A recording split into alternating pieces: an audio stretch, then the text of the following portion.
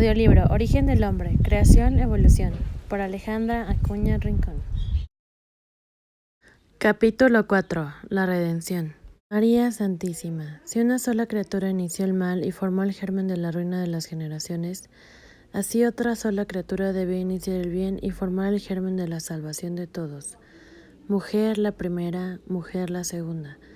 Por eso Dios eligió a la Virgen Santísima y en virtud de los méritos previstos del futuro Redentor, la hizo quedar concebida sin la culpa original, es decir, en el estado que fue creado Adán.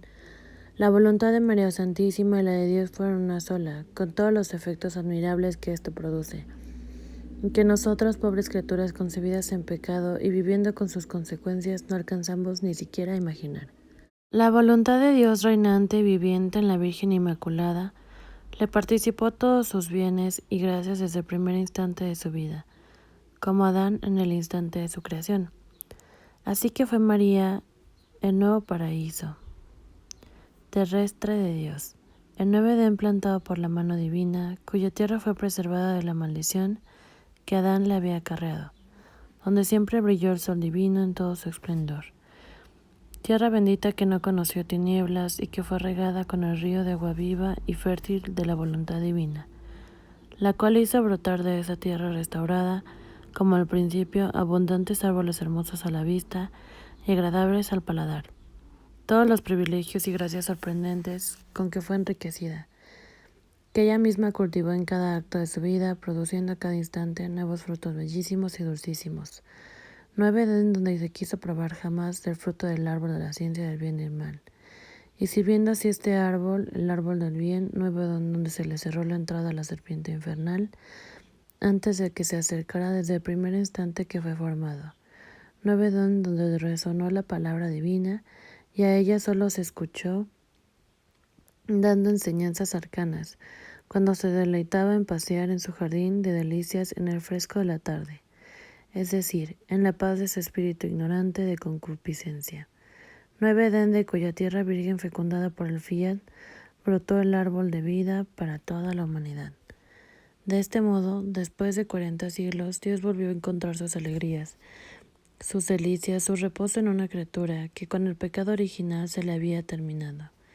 Y esta hija predilecta volvió a estar en la familia, con Dios, todo amor y toda confianza con Él, sin temor ni distancias. Qué fiesta para Dios por fin poder dar todos los dones porque había querido dar y no había podido. Todas las comunicaciones estaban abiertas entre la celestial criatura y Dios, porque al poseer el reino de su divina voluntad con todos sus bienes, poseía también en su alma el don de sabiduría y de ciencia infusa. Por lo tanto, Dios pudo desahogar sus íntimos secretos con ella. Narró todo como su pequeña hija, cómo había sido creado al hombre y para qué, cómo el hombre ingrato, al rechazar su voluntad divina, había impedido que ésta le comunicara sus bienes interminables y le hiciera feliz, destrozando la finalidad para la que había sido creado con inmenso dolor de Dios. Oh, cómo comprendió esta celestial pequeñita este sumo dolor divino y el gran mal del hombre por separarse de la voluntad de Dios. Cuántas veces lloró ardientes lágrimas por él. Dolor de Dios y por la desgracia del hombre. Por eso, ya temiendo voluntaria y libremente, no quiso separarse jamás de la voluntad suprema. No quiso conceder ni un acto de vida a su voluntad humana, sino que todos y cada uno de sus actos los quiso hacer en la voluntad de su Creador, aun a costa de cualquier sacrificio. De esta manera pasó la prueba de Adán, la que no había pasado, y quedó confirmada en todos los bienes y gracias con los que había sido adornada y en la voluntad de la vida divina. Finalmente, en una criatura tenía pleno cumplimiento el hagamos al hombre a nuestra imagen y semejanza. La finalidad de la creación ya estaba realizada en ella. Así como en Adán Dios había concentrado todos los bienes y las gracias por su misión única de Padre de todos, así en la Santísima Virgen concentró todas las gracias, dones y privilegios para su misión única, de Madre de Dios y de todo. La dotó con tanto amor de sobrepasar el amor de todas las criaturas juntas, y a cada acto además que hacía le daba a su Creador la plenitud del amor divino, la de adoración, de gloria, de reconocimiento divinos, no solo por ella, sino por todas las demás criaturas, De este modo crecía continuamente en semejanza con su Padre Divino, así con sus actos, sus oraciones incesantes, sus suspiros continuos, iba trayendo al Verbo a descender a su seno, pues con ellos iba formando el cielo en la tierra, en el que podía bajar el Verbo eterno. La divinidad, al ver en esta excelsa Virgen la finalidad de la creación restaurada, se sintió tan atraída que hizo el acto más grande, más prodigioso, elevar la única dignidad de madre de su mismo Creador. Así fue la Virgen Santísima, la que con sus actos divinizados como imán potente, atrajo al Verbo en su seno. Si la divina voluntad no hubiera estado obrando en María Santísima en toda su plenitud, y poniendo todos los bienes divinos en común con ella, jamás el Verbo eterno habría podido descender a la tierra. ¿Quién le habría dado la vida a aquel que dio vida a todos? ¿Quién la habría podido alimentar? Solo la vida divina y el alimento divino que poseyera a una criatura, porque Dios se lo hubiera participado. Todo lo que el Verbo tenía en el cielo, en su Padre Celestial, lo debía tener en la tierra, en su Madre terrenal. Y de hecho todo lo encontró en María Santísima. Por eso se encarnó, de manera que la maternidad divina de María es la participación de la paternidad divina del Padre Eterno. Cuando Dios le pidió Sofía a María, ella lo pronunció en la voluntad de Dios, con toda potencia divina, inmensidad divina, fecundidad divina. Por eso tuvo la fuerza de formar de su propia sangre la pequeñísima humanidad donde el Verbo se encarnó. Y así con el fiat de la creación pronunciado solo por Dios, salieron todas las cosas y todas las vidas, así del fiat pronunciado por Dios y por la Santísima Virgen juntos, salió toda la redención. Verbo encarnado. Al fin el Verbo se encarnó. El Hijo de Dios, que en la creación había servido de modelo para que Adán fuese creado a su imagen y semejanza, ahora toma la imagen de Adán, haciéndose hijo del hombre. Él unió la naturaleza humana y la naturaleza divina, que se había separado y lo que solo él en su única persona podía unir de nuevo, la voluntad humana y la voluntad divina, para así dar cumplimiento pleno a la obra de la creación respecto al Padre, glorificándolo por todo lo que había creado y reparando cada culpa, cada acto de voluntad humana, separado y vacío de los bienes infinitos y divinos, y respecto al hombre levantándolo del precipicio donde había caído, limpiándolo, sanándolo, alimentándolo, fortaleciéndolo, instruyéndolo hasta elevarlo y volverlo al estado en que fue creado. Esta es la redención completa. Si pensamos que la potencia, la sabiduría y el amor infinito de Dios habrían dejado al hombre solo con los bienes de la salvación, sin elevarlo de nuevo al estado primero, como fue creado por él, nos engañamos y nos equivocamos rotundamente. Porque entonces la obra de la creación se quedaría sin su finalidad, por lo tanto sin su pleno efecto. Si así fuera, habrían sido más poderosos el demonio y el hombre, haciendo que Dios no realizara plenamente su obra, y a Dios le habrían fallado sus planes, le habría faltado potencia para lograr el fin que se había propuesto, quedando fracasado él y dejando en el fracaso a la creación entera, sobre todo al hombre. En suma, si Dios no elevara al hombre a su estado primero, cumpliendo la finalidad para la que creó todo, Dios dejaría de ser el Dios que es, cosa que es imposible y solo pensarlo es necedad. Jesús hubiera venido solo para salvar al hombre, para impetrar el perdón y la remisión de sus pecados, para librarlo del infierno y llevarlo al cielo, habrían bastado y sobrado su vida pública, sus ejemplos, palabras y milagros, las penas de su pasión, su muerte y resurrección, y en poco tiempo habría hecho la obra de la salvación. Pero para darle al Padre la gloria que no le habían dado todos los seres humanos, desde Adán hasta el último por cada acto humano, hecho sin la unión con la voluntad de Dios, Jesús necesitó la prolijidad de 34 años, desde que se encarnó hasta que murió. Necesitó toda su vida culta, todas sus oraciones continuas interiores, todas sus penas íntimas de cada instante, que son por mucho más numerosas y más intensas que sus penas externas, y que no son aún conocidas. De esta manera el Hijo primogénito le dio al Padre todo lo que le debíamos. El Padre ve en él a todas las criaturas como si todas hubiéramos vivido en unidad con su voluntad. Nada se le escapó, ni un respiro de criatura, por el cual no diera gloria divina, adoración, alabanza, amor divinos y perfectos, a costa de penas interiores inimaginables a nosotros. Y habiendo rehecho todas las vidas de todos los humanos con esta actividad interior, que duró su vida entera, nos dio el derecho de poderlo hacer también nosotros si nos unimos a Él. Esto significa que nos restituyó el reino en el que fuimos creados. Si no hubiera hecho Jesús todo esto, la redención no habría sido completa. No habría restituido aquella santidad divina, aquel estado primero. No habría cumplido la promesa de derrota total al demonio y de reparación total por el pecado. No hubiera sido obra digna de Dios, completa y perfecta. Pero ya sabemos que Dios no sabe hacer cosas incompletas e imperfectas, de modo que Jesús lo hizo todo. Restauró todas las cosas del cielo y de la tierra, reuniéndolas todas en Él mismo. Efesios capítulo 1, versículo 10. En Él está la plenitud de todo. ¿Y cómo de su plenitud hemos recibido todo? Juan capítulo 1, versículo 16. Solo es cuestión de tiempo que nosotros lo conozcamos todo, ya que como criaturas limitadas no somos capaces de comprender todo el obrar infinito de Dios de un golpe. Necesitamos irlo conociendo sorbo a sorbo, para irlo asimilando poco a poco. De otro modo nos ahogaría, no comprenderíamos nada y no aprovecharíamos esos bienes inmensos. Los reduciríamos a la inutilidad desaprovechándolos, y Dios no hace cosas inútiles. Nuestro Señor, la sabiduría encarnada, tuvo que hacer como un maestro que posee las ciencias más altas, y puede dar lecciones nobles y sublimes, dignas de sí mismo. Pero como sus alumnos son todos analfabetos, se debe bajar a dar lecciones de A, B, C, para poco a poco poder llegar a su finalidad primaria, que es impartir las lecciones de la altísima ciencia que posee, para formar maestros dignos de tal maestro. Pero si este maestro no se quisiera bajar a dar lecciones elementales y quisiera dar lecciones superiores, los alumnos, siendo ignorantes, no lo entenderían, y confundidos por tanta ciencia desconocida por ellos, dejarían al maestro y no aprenderían nada.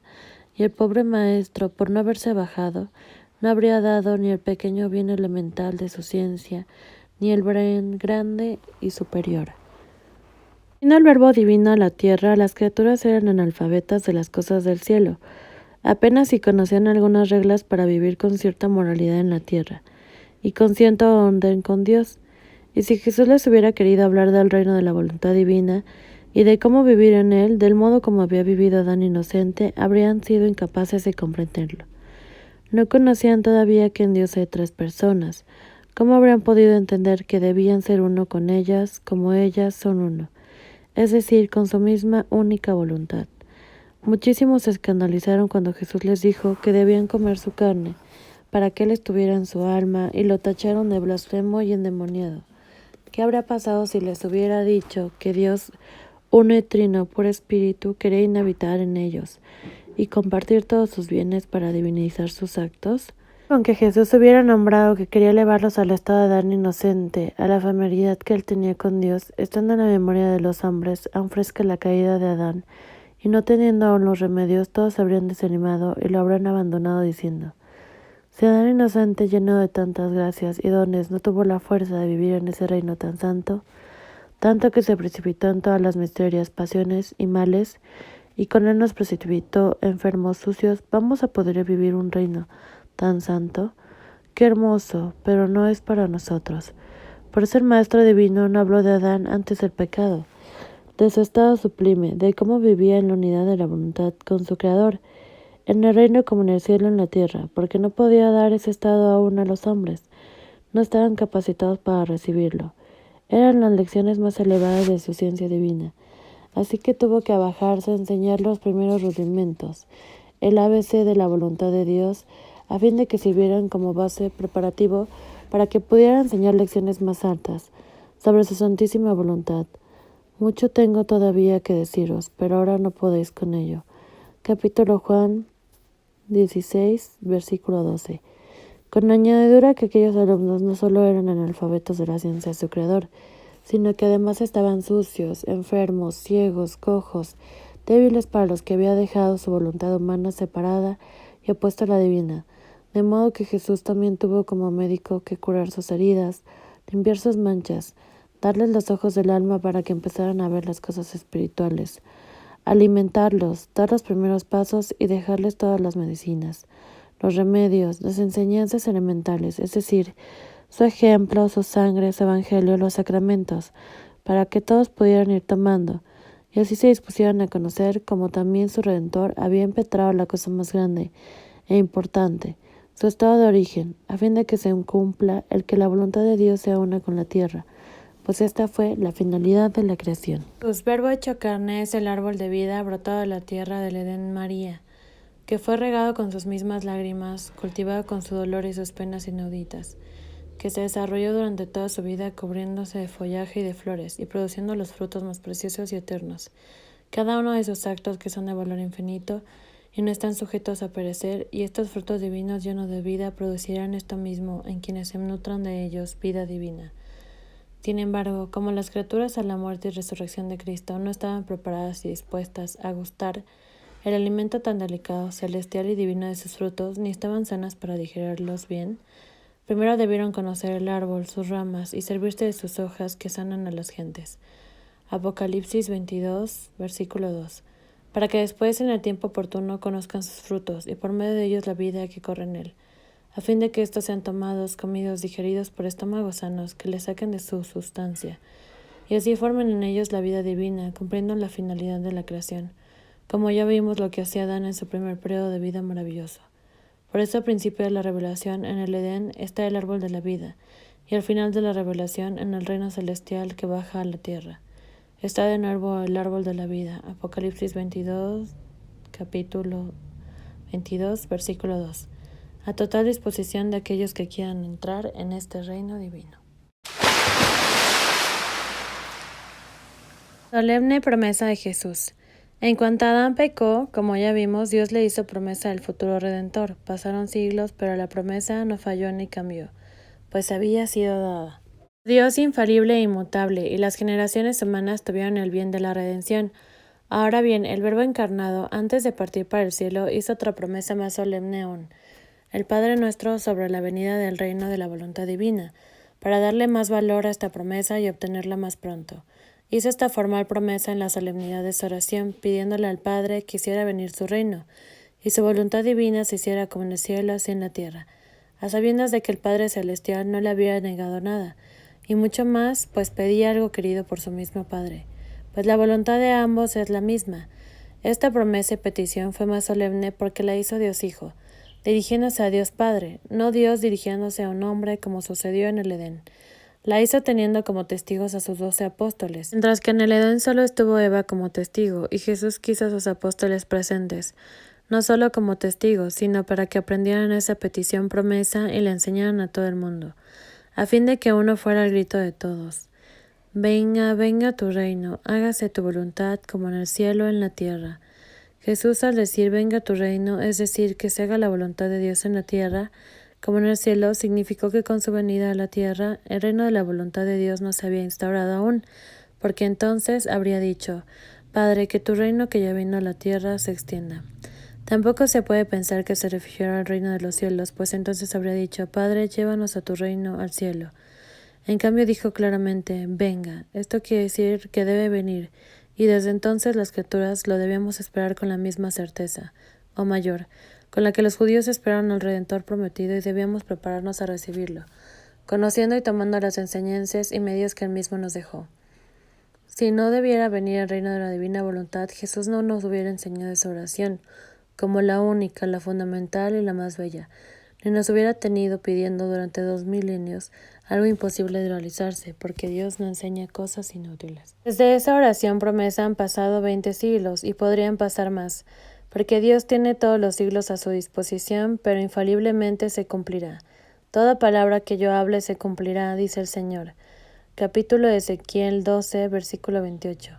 Así que no se acabarán las generaciones humanas si no tiene cumplimiento esta promesa, la más consoladora que nos puedo hacer, que la misma voluntad que reina en la Santísima Trinidad reine en la tierra, es decir, que la voluntad humana se haga una con la voluntad divina, volviendo a la unidad con la divina voluntad en que fue creada. También lo pidió Jesús en la oración de la última cena. Fueron sus últimas palabras antes de empezar su pasión. Padre, que todos sean uno, como tú, Padre, en mí y yo en ti. que ellos también sean uno en nosotros, como nosotros somos uno, para que conozcan que los he amado a ellos, como me has amado a mí. Capítulo de Juan 17, versículo 21 al 23. Ya vimos cómo las divinas personas son uno, con una voluntad. Este es el anhelo supremo de Jesús, eco del anhelo del Padre, que seamos uno con ellos, como en el principio era y que todavía no se cumple. Cuando se realice esto, como uno de los tantos efectos sorprendentes que producirá esta unidad con Dios, seremos uno entre nosotros, pues tendremos una misma y única voluntad, la de Dios. Si buscamos la unión entre nosotros sin primero ser uno con Dios, a lo más llegaremos a uniones aparentes y parciales en ciertas cosas, mientras que cada quien sigue buscando su propio interés y conveniencia, queriendo cosas diferentes y opuestas para ver muchas voluntades humanas, pero jamás llegaremos a una unión plena, ni mucho menos a una unidad, siendo que Jesús pidió no solo que estemos unidos, sino que seamos uno, para que me conozcan que los has amado como me has amado a mí. ¿Cómo ama el Padre a su Hijo? Dándose todo a sí mismo, dándole toda su vida, todos sus bienes, sin reservarse nada para sí. De esta misma manera nos ama Dios Padre, pues no tiene otra manera de amar desde el principio de la creación. Se dio todo a sí mismo a nosotros. Como su aliento nos dio toda su vida, todos sus bienes, sin reservarse nada. De modo que entre Dios y el hombre todo era común. Si bien el hombre tomaba hasta donde su capacidad le permitía, como un padre riquísimo que tiene a su hijo pequeño y queriendo entretenerse como su pequeñito, le da todas sus riquezas y le dice continuamente: hijito, toma todo lo que quieras y cuanto puedas, todo es tuyo. El pequeñito ceñeta sus manitas, llena sus bolsas tanto que no pudiendo contener las riquezas se le caen por tierra y el padre instigándole le dice: esto es todo lo que has tomado, anda, toma más, toma todo. Cuanto más tomes, más gozaré y más fiestaré. Y el niño con confianza vuelve a tomar, pero por su pequeña capacidad no puede tomar mucho más, y el padre sonríe y se entretiene con su pequeño. Desgraciadamente el hombre rompió con su creador y perdió su vida divina y sus bienes. Dios no cambió su amor, es inmutable, sigue amando al hombre del mismo modo, sigue dándose todo a sí mismo con todos sus bienes. El problema está en el hombre, de manera que en cuanto él se disponga a unir su voluntad con la divina y hacerla una sola, conocerá que su Padre lo ama como al principio. Volverá a su estado original de unidad de voluntad y bienes con su Padre que tan ingratamente rechazó, y reanudarán los gozos y alegrías entre Dios y su Hijo. Iglesia. Así como el pueblo judío vivió esperando el cumplimiento de la promesa, así la Iglesia, depositaria de la promesa de su fundador, ha vivido y vive esperando el cumplimiento de esta promesa, teniendo a la cabeza al sumo pontífice desde el primer papa San Pedro Apóstol, que dijo que vendrá el tiempo de restauración de todas las cosas, como al principio de la creación. Hechos, capítulo 3, versículo 21. Hasta los últimos papas, como Juan Pablo II, que nos dice en su carta apostólica, Tertio Milenio Aveniente, número 46.